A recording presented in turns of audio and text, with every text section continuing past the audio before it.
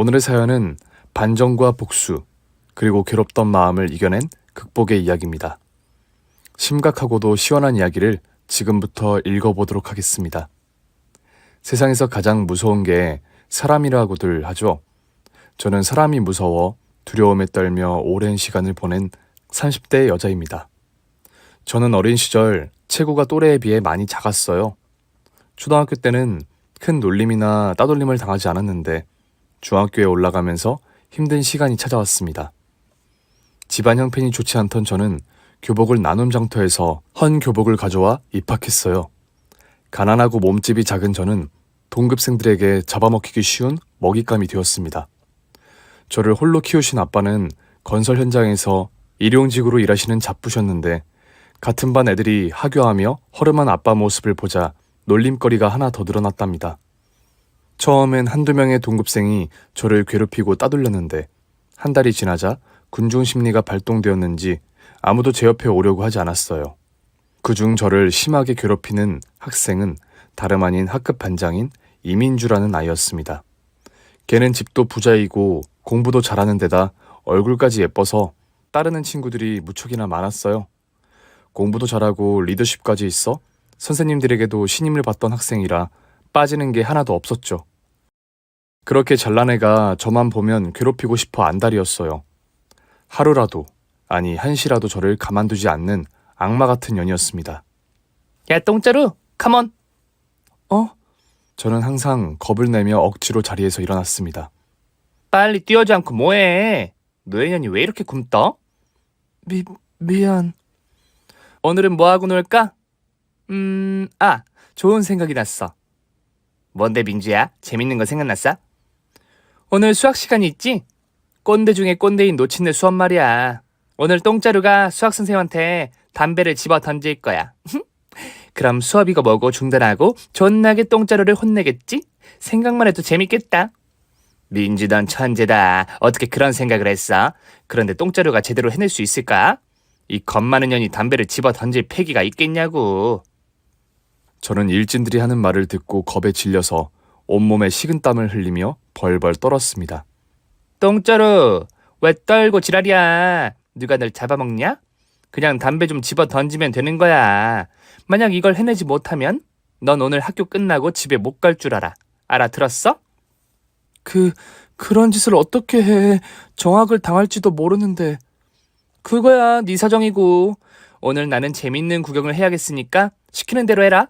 아니면 돼지게 참았던가. 왜 대답을 안 해? 못하겠다는 거야? 노력해 볼게. 저는 일진들의 즐거움을 위해 수학 선생님에게 나쁜 짓을 할 위기에 처했습니다. 민주가 준 담뱃갑을 수학 시간 내내 손에 쥐고 있었는데 도저히 집어 던지는 짓은 못하겠더라고요. 그래서 포기하고 학교가 끝나고 민주 패거리에게 붙잡혀 두들겨 맞고 집에 돌아갔어요.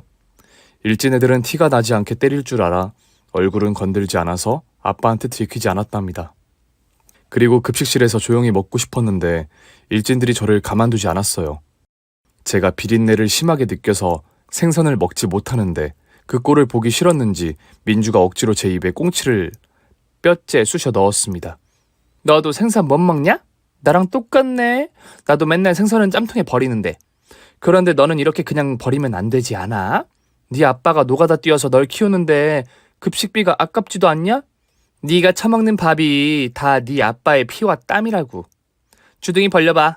내가 친히 먹여줄 테니까. 이러지 마. 나 생선을 못 먹어. 몸에서 받지 않는다고. 몸에 받는지 안 받는지는 내가 정해. 여기 우리 식판에 있는 꽁치까지 네가 다 처먹어야 여기서 일어날 수 있을 줄 알아? 얘들아, 똥자루 입 좀 벌려봐. 오케이. 야, 똥자루. 이런 걸 먹어야 키가 크는 거야. 넌 교복만 입었지 딱 봐도 초딩 같아 보이거든. 이 언니들이 널 쑥쑥 크게 해줄 테니까 해봐. 저는 억지로 입을 벌리게 되었고 꽁치 4마리를 억지로 꾸역꾸역 먹었습니다. 하지만 몸에서 받지 않은 탓에 바로 식판에 토를 해버리고 말았어요.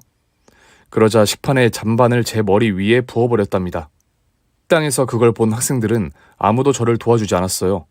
그 모습을 본 민주와 일진들은 더럽다며 쌍욕을 퍼붓고는 학교 끝나고 교육을 더 해야겠다고 으름장을 놓았답니다. 그렇게 거의 매일 방과 후에 옥상이나 골목길에 끌려가 매를 맞고 괴롭힘을 실컷 당하고 나서야 풀려나 집으로 돌아왔어요. 너무 힘들고 지쳐서 삶이라는 걸 그만두고 싶기까지 했답니다. 매일 학교에 등교하면 오늘은 무사히 지나가기를, 괴롭힘을 당하지 않는 하루가 되길 마음속으로 간절히 빌었는데 제 기도는 아무도 들어주지 않았습니다. 게다가 악마 같은 민주와 3년 내내 같은 반이 되어서 하루하루가 지옥 그 자체였답니다. 왜 선생님이나 아빠한테 말하지 않았냐고 물으실 분들이 계실 것 같은데 민주가 너무 무서워서 아무것도 하지 못했어요. 저는 고등학교를 가면 달라지겠지 하는 마음으로 지옥 같은 중학교 생활을 버텨냈습니다. 졸업이 가까이 오자 민주에게 해방될 거라는 기대에 조금씩 힘이 나더군요.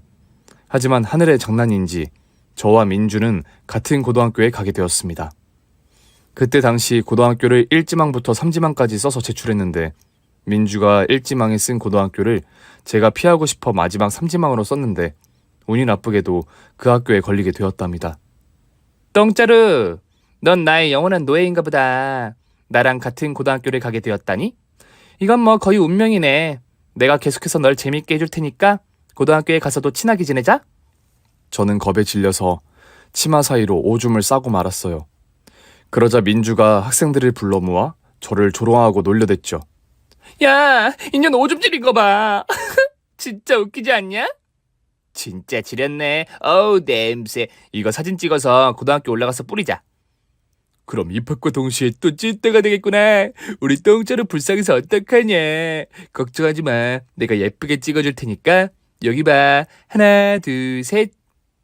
그렇게 고등학교에 올라갔는데 똑같은 왕따를 당하게 되었고 괴롭힘은 더 심해졌습니다. 민주는 고등학교에서도 인기가 많아 반장을 맡았고 일진무리에서 대장 노릇을 했답니다. 역시나 괴롭힘의 대상 1순위는 항상 저였고요. 매일 여기저기 끌려다니며 힘든 시간을 계속 보냈다가 고등학교 2학년이 되었을 때 너무 괴롭고 힘들어서 살고 싶은 마음이 하나도 남지 않았어요. 악마들과 오랜 시간을 보내는 걸 그만하고 싶어서 극단적인 선택을 하기로 했죠. 욕조에 따뜻한 물을 받고 교복을 입은 채 들어가 손목을 그었어요. 그리고 영원히 깨어나지 않길 바라며 잠이 들었답니다. 하지만 다시 눈을 떴을 땐 천국이 아닌 병원이었습니다. 붕대에 감겨있는 손목을 보았고 투명한 얇은 호수로 떨어지는 링거가 보였죠. 그리고 옆에는 초췌한 아빠의 모습이 보였습니다. 제가 깨어나자 아무런 질문도 하지 않고 슬퍼 눈물만 흘리며 미안하다라고 똑같은 말씀만 하셨죠. 저는 며칠 동안 입원해 있다가 정신을 차리고 아빠께 모든 사실을 고백했어요. 중학교 때부터 시작된 왕따와 괴롭힘을 하나도 빠짐없이 말씀드렸죠. 그러자 아빠는 분노하며 경찰에 신고를 하셨습니다. 저는 민주와 일진 무리들이 처벌을 받으리라 믿고 병원에 있었는데 경찰들이 직접적인 증거도 없고 미성년자라서 학교에 떠넘겨 버렸대요. 그래서 학교폭력위원회가 열렸는데 학급 내 저를 괴롭혔다고 증언하는 학생이 아무도 없었고 일진들은 억울하다고 울고 불고 난리를 쳐서 사건이 없던 일로 덮이고 말았답니다. 아빠를 제외하고 아무도 제 말을 믿어주지 않은 거죠. 아빠는 저를 자퇴시키고 일진들을 처벌하려고 오랜 시간을 싸우셨는데 끝내 아무런 처벌을 내리지 못했습니다. 지쳐있는 아빠께 차라리 멀리 이사가서 새롭게 시작하자며 마음을 치유하고 싶다고 말씀을 드렸죠. 그래서 저희 부녀는 꽤 먼 지역으로 이사를 떠났습니다. 저는 검정고시를 준비하며 정신과 치료를 병행했어요. 매일 악몽 같은 순간이 떠올라서 정상적인 일상이 불가능했기 때문이죠. 우울증과 공황장애, 그리고 대인기피증이 심해서 사람 만나는 걸 힘들어했답니다. 1년이 넘는 시간 동안 치료를 받았더니 많이 좋아졌어요. 또 눈앞에 민주와 일진무리가 보이지 않았으니 겁에 질릴 일도 없었죠. 얼마 뒤 고등학교 검정고시를 합격하고 인생의 계획을 세우게 되었습니다. 학교라면 어디든 지옥처럼 느껴져 대학은 절대 가고 싶지 않았고 나약한 저의 존재를 강하게 단련하기로 했어요. 먼저 복싱 체육관에 등록해 운동을 배우기 시작했습니다. 다른 건 아무것도 안 하고 오롯이 복싱만 하며 3개월을 보냈더니 신기하게도 몸도 마음도 건강해졌어요. 그래서 복싱은 계속하며 다른 걸 도전하기로 마음먹었습니다. 소심해서 말 한마디도 제대로 못하는 저를 바꾸려고 매일 사람들을 부딪히는 알바에 도전장을 내밀었어요. 햄버거 가게 알바였는데 처음 손님의 주문을 받았을 때 얼마나 많이 떨었던지 아직도 기억에 선하답니다. 손님, 주문하시겠어요? 네, 불고기 버거 세트 하나 주세요. 저는 떨리는 손으로 햄버거와 감자튀김, 음료를 준비해서 벌벌 떨며 쟁반에 담고 들이다가 실수로 그만 바닥에 엎어버리고 말았습니다. 죄송합니다. 괜찮아요. 다시 천천히 해주세요. 다행히 제가 받은 첫 손님은 이해심 많고 좋은 분이셔서 무사히 잘 넘어갈 수 있었습니다. 그날 이후 집에서든 길을 걷든 말하기 연습을 계속했습니다. 자신감 있게 말이 나올 때까지 노력을 멈추지 않았죠. 그 결과 햄버거 가게에서 일한 지 한 달 만에 손님들께 미소를 지으며 주문을 받을 수 있는 여유가 생겼답니다. 이렇게 노력과 정신과 치료를 병행했더니 우울증과 공황장애, 대인기피증은 저 멀리 사라져버렸어요. 의사 선생님은 달라진 저를 보고 이제는 병원에 그만 나와도 되겠다고 하셨답니다. 20살에 처음 쏘아올린 제 노력의 화살은 거기서 그치지 않고 다음 도전을 이어가게 해줬습니다. 햄버거 가게에서 일하는 것도 좋지만 언제까지 알바를 계속할 수 없는 노릇이라 미래를 위해 자격증을 따보기로 했습니다. 꼭 해보고 싶은 게 있는 건 아니었고 남들과 똑같이 직장을 다니는 거라 학원에 가서 가장 인기 있는 웹 디자인 수강을 신청했답니다. 알바와 학원, 그리고 복싱까지 3박자를 맞추며 하루를 열심히 지냈더니 인생이 더 재밌어지더라고요. 이렇게 하는 일이 하나씩 늘어갈 때마다 제 자신이 대견스럽고 자랑스럽더라고요. 보통 사람들은 아무렇지 않게 할 수 있는 거지만 저에겐 엄청난 발전이고 도전이었으니 말이죠. 그렇게 6개월 뒤에 웹 디자인 자격증을 취득하게 되었고 처음으로 회사에 이력서를 냈답니다. 제 나이 25살 때 일이었죠. 하지만 고졸인 저를 불러주는 회사는 쉽게 나타나지 않았어요. 또 검정고시 출신이니 취업이 더 힘들었죠. 거의 20곳의 회사에 이력서를 넣게 되자 딱 한 군데에서 연락이 왔습니다. 면접을 보았더니 감사하게도 수습기간 동안 일하는 걸 보고 정규직으로 채용하겠다고 일자리를 주셨어요.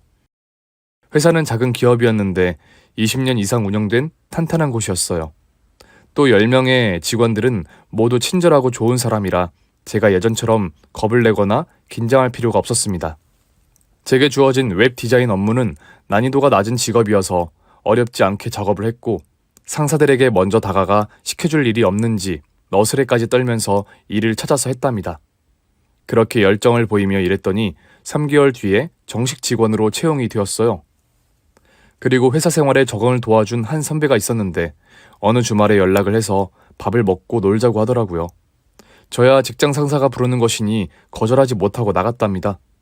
그런데 선배가 예상치 못한 말을 건네서 얼음이 되고 말았어요. 선이야, 내가 너 좋아하고 있는 거 알고 있니? 네? 이대리님이 저를 좋아한다고요? 왜요? 왜 그러니? 네가 너무 예쁘고 착하니까 그렇지. 저는 살면서 아빠를 제외하고 예쁘다고 해주는 사람이 처음이어서 몹시 당황했습니다. 그래서 도망치듯 이대리님을 벗어났습니다. 그날 이후 이대리님은 제가 불편할까봐 고백은 하지 않으셨고 평소처럼 친절하게 대해 주셨어요. 그래서 마음을 놓고 회사 생활을 이어갈 수 있었습니다. 그런데 저도 모르게 이대리님을 좋아하기 시작했는지 회사에 가면 자꾸 이대리님을 살피게 되었고 그의 표정에 따라 제 컨디션이 달라졌답니다. 사람 좋아하는 감정을 난생 처음 느껴봤으니 아주 신기하고 설레더라고요. 하지만 좋아하는 티를 전혀 내지 않고 속으로만 사랑을 키웠답니다. 이대리님은 저를 여전히 좋아하고 있는지 모르겠지만 여전히 잘 대해주셨죠. 그러다 1년 뒤 회사에서 워크숍을 가게 되었는데 거기서 거나하게 취한 제가 이대리님께 좋아한다고 고백을 해버렸어요. 처음 거절한 걸 두고두고 후회하고 있다면서 말이죠. 그랬더니 이대리님이 당신은 저를 한 번도 포기한 적이 없다며 제 마음이 열리기를 간절하게 기다리고 있다 전하며 사랑을 고백했습니다. 그래서 저는 태어나 처음으로 연애라는 걸 도전하게 되었답니다. 이대리님은 제가 만나본 사람 중에 가장 선하고 천사 같은 사람이라 만나는 매 순간이 행복 자체였고 저를 살아있다는 걸 느끼게 해주는 사람이었어요. 제 마음의 문을 완전하게 열게 되자 과거 이야기를 하게 되었어요. 학창시절에 당했던 일들과 극단적인 행동으로 병원에 실려간 것과 손목의 흉터, 가해자들이 아무런 처벌을 받지 않았던 것, 그리고 지금의 제가 되기 위해 수없이 도전했던 날들. 이 대리님은 저의 이야기를 듣고 오열했답니다. 그렇게 저의 모든 걸 고백했더니 더 깊이 사랑해 주더군요. 첫사랑은 이루어지지 않는다는 말이 있어서 이 대리님과 헤어지면 어쩌나 하는 조바심을 가지고 연애를 하고 있었습니다. 제 걱정과는 달리 이 대리님은 저에게 마지막 남자가 될 거라며 청혼을 해주었어요. 연애한 지 4년 만이었죠. 제 인생에 결혼이 있을 거라고는 상상도 하지 못했는데 청혼을 받자 예쁜 가정을 꾸리고 예쁜 아이까지 낳는 상상을 하며 부푼 기대에 젖어들었습니다. 저는 이 기쁜 소식을 아빠께 가장 먼저 전해드렸는데 제 앞에서 처음으로 눈물을 보이셨어요. 내 딸 선이가 결혼을 한다고? 고맙다. 선이야, 다 이겨내줘서 고맙고 행복하게 살아줘서 고맙다. 이 못난 애비가 해준 게 하나도 없지만 내가 혼수고 예단이고 아주 빵빵하게 해줄게. 아빠는 왜 좋은 소식을 듣고 울고 그래? 아빠가 우니까 나도 눈물이 나잖아. 아빠, 나 때문에 속 많이 썩었지. 앞으로는 아빠한테 행복한 모습만 보여줄게. 결혼도 하고 아이도 낳아서 잘 살도록 할게. 아빠와 저는 처음으로 기쁨의 눈물을 흘리며 오랜 시간을 부둥켜 안았습니다. 얼마 뒤 이대리님을 정식으로 소개해드렸더니 엄청 마음에 들어하셨어요. 아이고, 지난번에 밖에서 봤을 때보다 훨씬 더 멋지네. 이제 사위라고 불러야겠지. 아버님, 이렇게 받아주셔서 감사합니다. 앞으로 장인어른으로 잘 모시겠습니다. 선이와 결혼을 허락해주셔서 너무 감사해요. 자네니까 허락한 거지. 자네가 알아서 잘하겠지만 절대 내 딸을 울려서는 안 되네. 평생 흘릴 눈물을 진작에 다 흘렸으니까. 그럼요. 당연하죠. 절대 선의를 울리지 않겠다고 장인어른께 약속드립니다. 부디 믿어주세요, 장인어른. 그렇게 이대리님은 아빠의 허락을 받아 저의 예비 남편이 되었답니다. 그리고 연애하는 동안 한 번도 찾아가지 않았던 남편의 집에 인사를 갔습니다. 그이가 몇 번이고 같이 가자고 했는데 제가 연신 자신이 없다고 거절하다 보니 이제야 처음 가게 된 거죠. 시부모님은 그이와 크게 닮아 보이진 않았어요. 남편의 선한 인상과는 달리 차갑고 매섭게 보였습니다. 저를 처음 본 시어머니는 고개를 갸웃거리시며 말씀하셨어요. 뭐야, 네가 소개한다는 여자애가 얘니? 키가 왜 이렇게 작은 거야? 콩알 만한 게 중학생 같아 보인다. 아가씨 키가 몇이야? 153cm예요. 키는 많이 작지만 아주 건강해요, 어머님. 누가 아가씨 건강이 궁금하대? 그 작은 몸집으로 내 아들 내조나 살림을 할 수 있겠어? 또 애는 낳을 수나 있겠냐? 시어머니가 제 겉모습을 보고 지레 짐작하는 말씀을 하자 저도 모르게 기가 죽어서 고개를 숙이고 말았습니다. 시어머니 얼굴에 어릴 적 일진의 얼굴이 투영되면서 손에 땀까지 나더군요. 그러자 예비 남편이 저 대신 대답해 주었습니다. 엄마, 선이는 제가 본 여자 중에 가장 훌륭한 사람이에요. 몸집이 작아도 무슨 일이든 야무지게 해낼 테니 괜한 말씀하지 마세요. 얼씨구, 아직 결혼 허락하지도 않았는데 벌써 제 편을 드는 거냐? 이래서 자식 새끼 다 키워봐야 소용없다는 소리가 나오지. 너랑 제가 나란히 서 있는 걸 보니 고목나무에 붙은 매미가 따로 없다. 안 어울려도 이렇게 안 어울릴 수가 있는 거니? 너 어쩜 여자 보는 눈이 그 모양이냐? 엄마, 그만 좀 하세요. 선이를 본 지 몇 분이나 지났다고 그런 막말을 하세요. 우리가 얼마나 잘 어울리는 커플인데 초를 치는 말을 하냐고요. 아유, 저 팔불출. 벌써부터 저지랄이니? 나중에 장가 가면 가관이겠어. 알았으니까 와서 밥이나 먹어. 아가씨도 들어와. 네, 어머님, 감사합니다. 그렇게 주눅이 들고 긴장한 채로 식탁에 앉았습니다. 시댁 식구는 시부모님과 시누이, 네 식구였는데 시누이는 해외여행을 가 있는 중이어서 시부모님만 뵙게 되었어요. 시어머니는 앞서 표현한 것처럼 저를 마음에 들어 하시지 않았고 시아버지는 저에 대해 궁금한 게 하나도 없으셨는지 아무 말씀도 하시지 않고 식사만 하셨습니다. 저는 밥을 먹는데 어떤 게 반찬인지 헷갈릴 정도로 마음이 혼잡했고 가시방석에 앉은 기분이라 빨리 벗어나고 싶었습니다. 하지만 남편을 위해 버텨야 한다는 생각을 가지고 주먹을 꽉 쥐고 용기를 냈습니다. 아버님, 어머님, 저 이대리님, 아니 오빠랑 결혼하고 싶어요. 이 아가씨 봐라. 아주 용감하네. 먼저 결혼하고 싶다는 말을 하는 것 보소. 그런데 너무 쬐깐해서 성에 안 찬다. 여보, 당신이 보기엔 어때? 한번 보고 어떻게 알겠어? 자주 보고 허락을 하든 반대를 하든 해야지. 자주 볼 필요까지 있겠어? 우리 아들에 비해 너무 작잖아. 이세를 생각해서라도 키 크고 늘씬한 아가씨를 며느리로 들여야 하지 않겠어? 그러자 시아버지는 묵묵부답으로 식사를 하셨고 시어머니는 저를 빤히 보시다가 호구조사를 시작하셨습니다. 아가씨 집은 어디야? 부모님은 뭘 하시고 형제는 어떻게 되나? 하나씩 물어봐요. 우리 손이 긴장한 거 안 보여요? 넌 가만히 있어, 이 자식아. 저는 긴장한 채 입을 열었습니다. 집은 여기서 조금 떨어진 산동네고요. 부모님은 아빠만 계세요. 제가 아기 때 이혼을 하셨죠. 그리고 전 외동딸이고요. 산동네? 저기 재개발 안 돼서 망한 동네? 또 이혼 가정에서 자랐다고? 어휴, 가지가지하네. 아가씨, 대답 하나가 빠졌잖아. 아빠가 뭐 하는 사람이야? 공사장에서 인부로 일하고 계세요. 평생 그 일로 저를 키우셨죠. 시어머니는 화가 섞인 한숨을 내쉬며 말씀하셨습니다. 노가다꾼이라고? 에휴, 진짜 어디서 이런 걸 데려왔어. 야, 이기웅. 넌 여자 보는 눈이 어떻게 됐길래 많고 많은 여자 중에 이런 볼품없는 애랑 결혼하겠다는 거야? 시어머니가 막말을 퍼붓자 옆에 있던 예비 남편이 똑같이 화를 냈습니다. 엄마는 왜 이렇게 창피하게 굴어요? 선이가 어떻다고 끝까지 12조로 말씀하시냐고요? 산동네에 살고 아버지가 공사장에서 일하면 이렇게 무시해도 되는 거예요?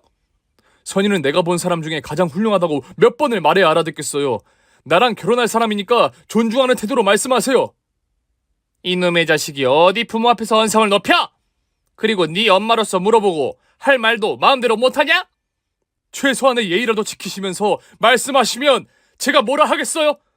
제가 결혼할 사람이 무함과 무시를 당하는데 화가 안 나겠어요? 저는 그의 팔을 잡고 말렸습니다. 오빠, 이러지 마. 내가 부족해서 그러시는 거잖아. 이렇게 오빠까지 어머님한테 화를 내면 어떡해. 우리 결혼 허락 안 받을 거야? 둘이서 아주 쇼를 해라. 어우, 화를 실컷 냈더니 단계 땡기네. 과일 내올 테니 기다려라. 시어머니는 제가 마음에 들지 않는다고 하셨지만 내치시지는 않았어요. 그래서 제가 더 노력해서 잘 보이면 곧 허락을 받아낼 수 있을 것 같았죠.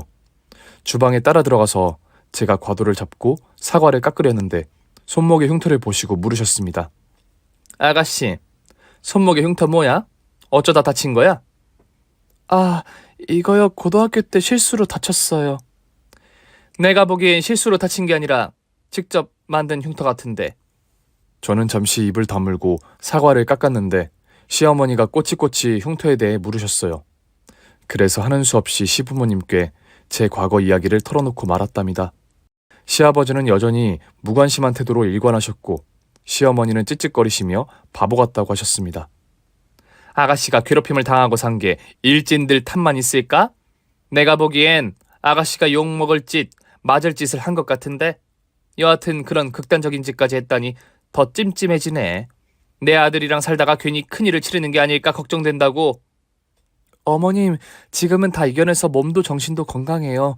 예전에는 소심하고 바보 같았지만 지금은 180도 달라졌다고요. 절대 오빠를 두고 허튼 짓을 하지 않을 테니 믿고 결혼을 허락해 주세요. 내 아들은 도대체 아가씨 어디에 반해서 결혼을 하겠다는 건지. 이 자식이 결혼 안 시켜주면 부모랑 연을 끊을 기색이라 끝까지 반대할 수도 없고 아주 난감하네. 어머님, 아버님이 허락해 주시면 저희 진짜 잘 살게요. 또 며느리로서 최선을 다하도록 하겠습니다. 그렇게 몇 번 더 시댁에 찾아가 밝은 모습과 다정한 태도로 노력했더니 못 이기는 척하시며 결혼을 허락해 주셨답니다. 그래서 상견례 날짜를 잡게 되어 기쁜 와중에 한 가지 마음에 걸리는 게 있었어요.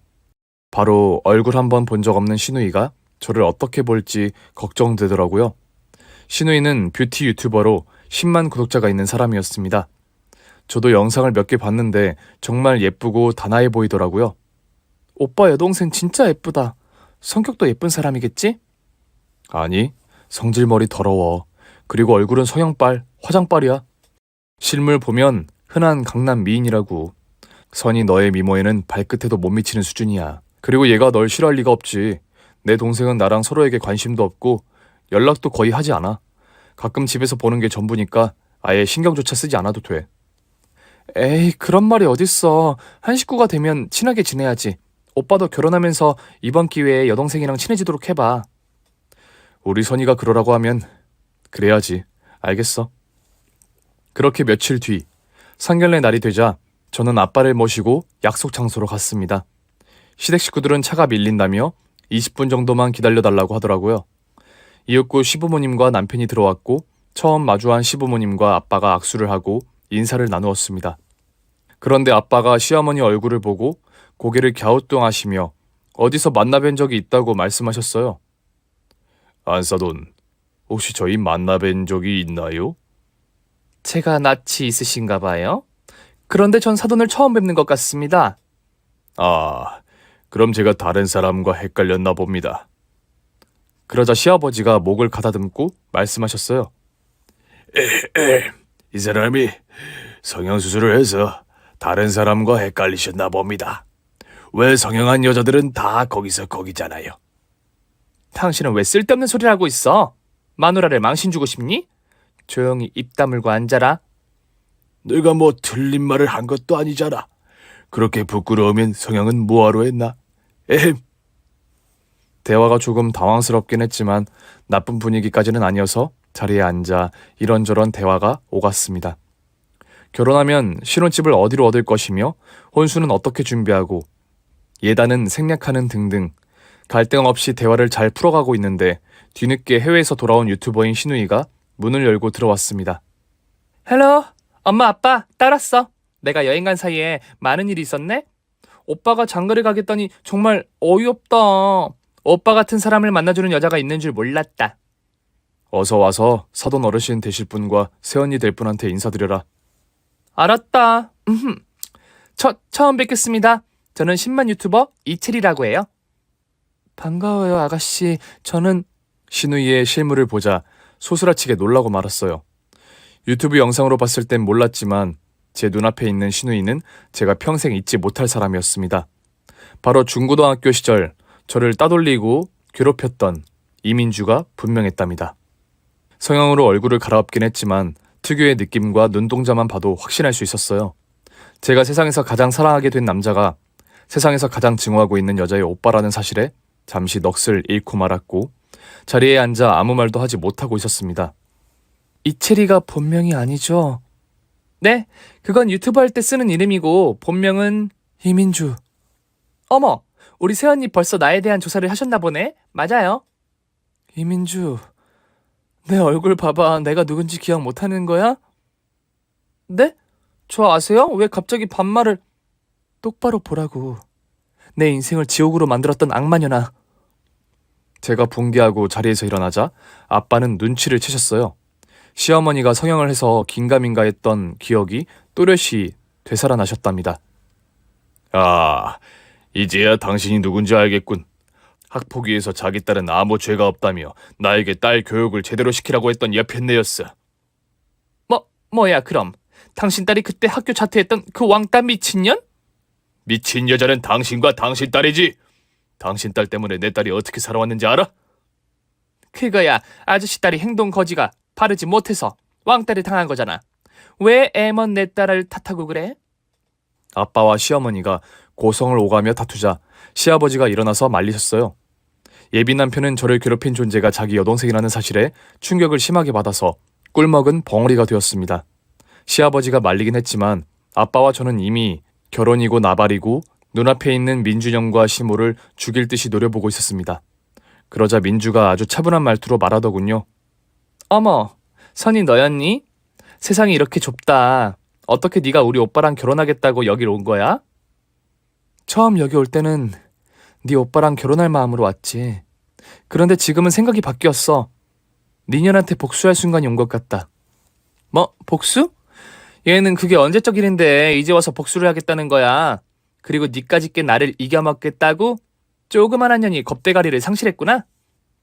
누가 이길지는 붙어보면 알겠지.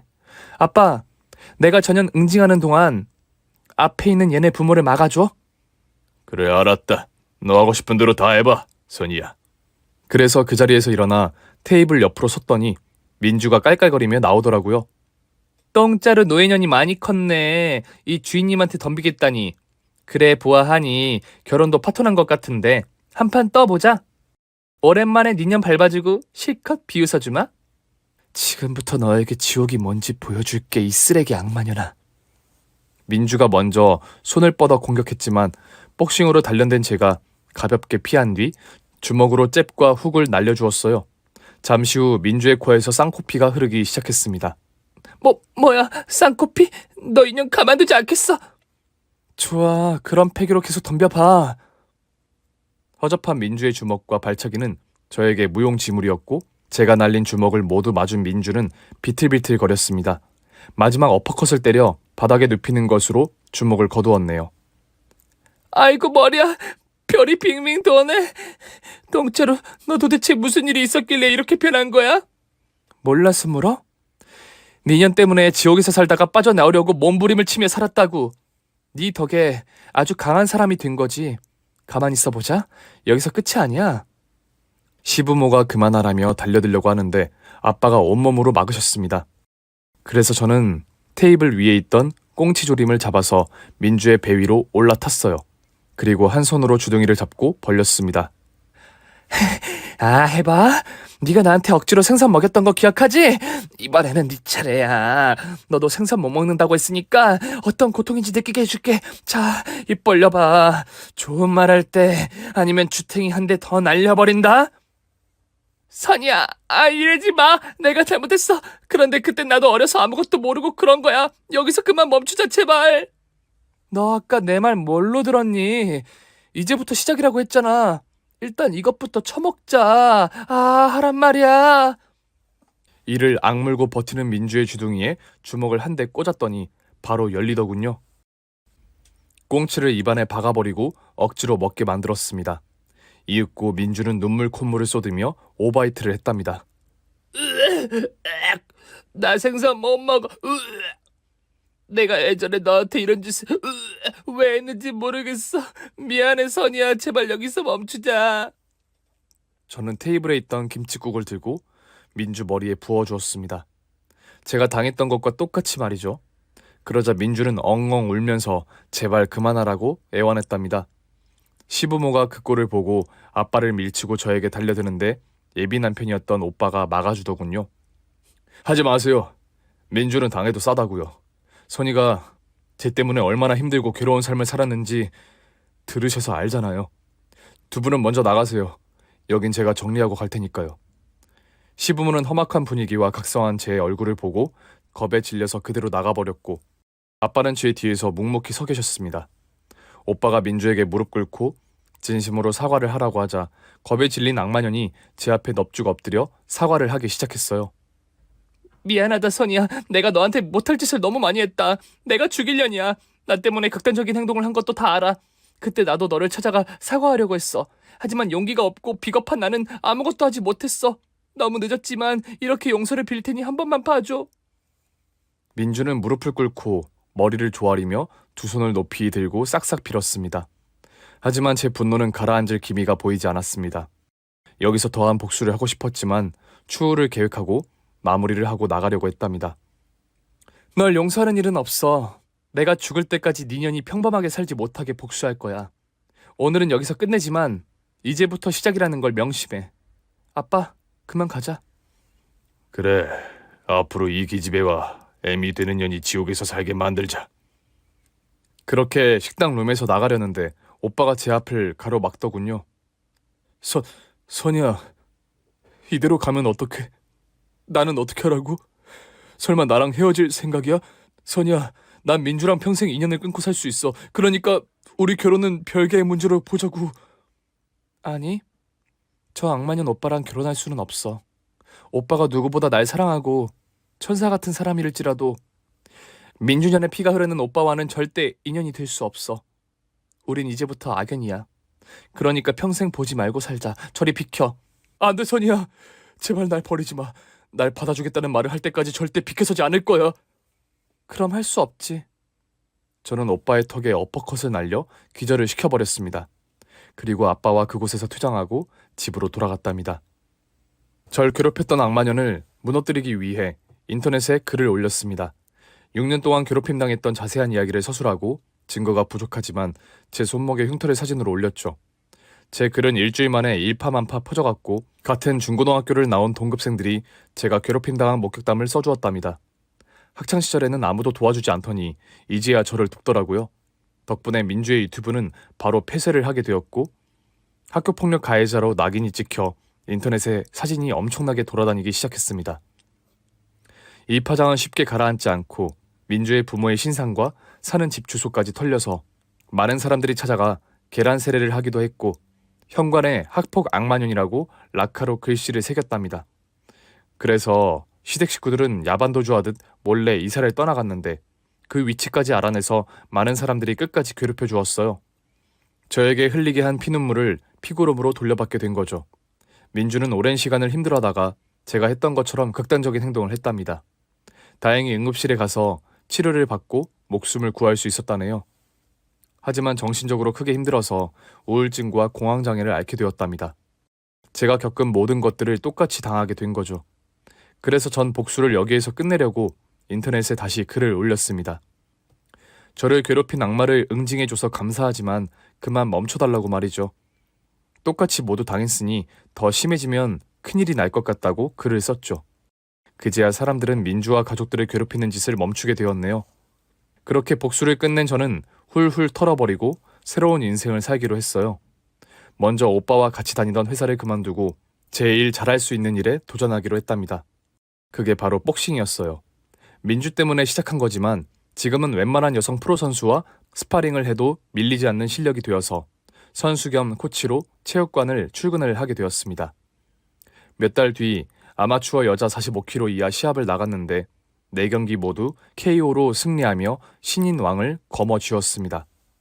그래서 지금의 저는 프로 복싱 선수로 활약하고 있어요. 후배들을 가르치는 코치로도 일해서 충분한 돈을 벌며 지내고 있답니다. 그리고 얼마 전 새로 생긴 남자친구와 산책을 하던 중 민주를 우연히 마주치게 되었어요. 그동안 마음고생이 얼마나 심했는지 얼굴이 반의 반쪽이 되었더라고요. 저를 알아본 민주가 고개를 푹 숙이고 지나가려는데 제가 악수하려고 손을 먼저 내밀었답니다. 그러자 민주는 제가 때리는 줄 알고 바닥에 자빠져서 두 손을 싹싹 빌더군요. 선이야, 내가 잘못했어. 너 아직도 날 용서 못한 거야? 그래서 날 찾아온 거니? 이렇게 빌 테니까 그만 나를 놓아줘. 그동안 널 추앙하는 사람들이 우리 집에 찾아와 얼마나 심하게 괴롭힌 줄 알아? 그래, 잘 알지. 어쨌든 네가 했던 일진놀이가 얼마나 추악하고 더러웠는지 조금은 깨달았니? 너무 잘 알아, 선이야. 나 아직도 정신과를 다니고 있어. 무서워서 잠도 잘 못 자고 음식도 먹는 대로 토를 해서 잘 먹지도 못해. 그리고 얼굴이 다 팔려서 사회생활은 꿈도 꾸지 못한다고. 제대로 천벌을 받았네? 어쨌든 네 죄를 잘 알고 살고 있다니까 더는 널 괴롭히진 않을 거야. 그럼 그만 가봐. 정말? 나 그냥 집에 보내주는 거야? 고마워, 선이야. 민주는 제가 그랬던 것처럼 아무렇지 않게 집에 가는 걸 고마워해하며 떠나갔습니다. 이렇게 제가 당한 괴롭힘과 왕따의 아픔은 10수년 만에 완벽히 치유가 되었어요. 그때 당시를 떠올리면 화가 나긴 했지만 이제는 훌훌 털어낼 수 있을 정도가 된 것 같습니다. 제가 결혼할 뻔했던 남자가 날 괴롭힌 악마의 오빠라니 여러분도 믿기지 않으시죠? 여하튼 하늘이 존재해서 이런 복수가 가능했던 것 같습니다. 혹시 누군가에게 괴롭힘을 당했거나 당하고 있는 분들이 계시다면 제 영상에 댓글을 달아주세요. 함께 복수를 해드리겠습니다. 오늘의 사연은 마지막 대반전에 혀를 차게 만드네요. 구독자 여러분들도 속이 시원하셨죠? 그럼 구독과 좋아요를 눌러주시고 많은 사람들에게 영상 링크를 보내주시길 부탁합니다. 그럼 저는 다음 시간에도 충격과 반전으로 손에 땀을 쥐는 사연을 가지고 돌아오겠습니다. 경청해주신 여러분께 감사드리며 이만 물러가겠습니다. 안녕히 계세요.